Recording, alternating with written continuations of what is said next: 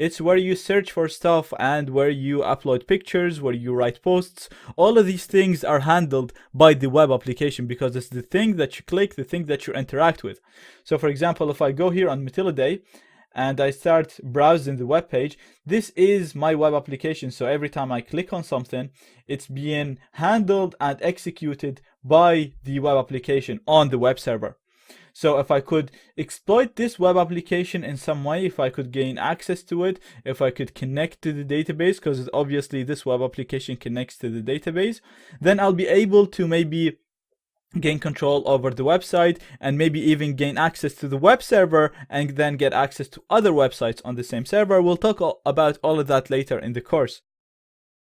The other way of gaining access to websites is using the computer itself. So let's say your target was DVWA and you couldn't get in, you couldn't find any exploits in the web application itself.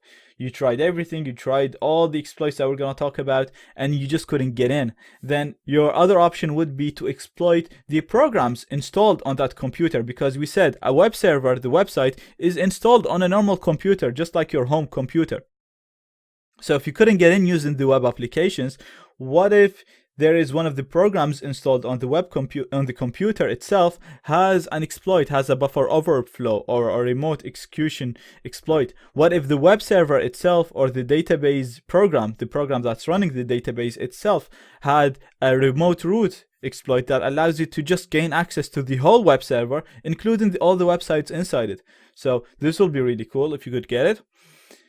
If you couldn't find anything wrong with the applications installed on the web server on the operating system, then you could target the humans, because we know websites are managed by humans. For example, Facebook, you can target Mark, or you can target the admins of Facebook, for example. These admins obviously have more privileges on that website than you, and then they might be able to upload sensitive files to that website, and then you can control it and hack it by hacking into one of those people. So instead of, maybe the website is very secure and the server is very secure and there's no way that you can get in, but you can always exploit the humans using social engineering attacks and client-side attacks to gain control or hack one of the people that manage that target website and then maybe gain access to it.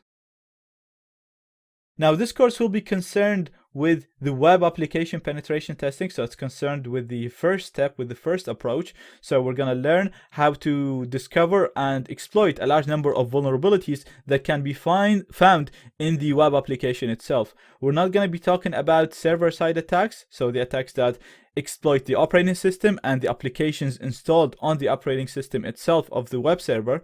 And we're not going to be talking about the client-side attacks, about attacking humans and hacking their accounts and then gaining access to the website.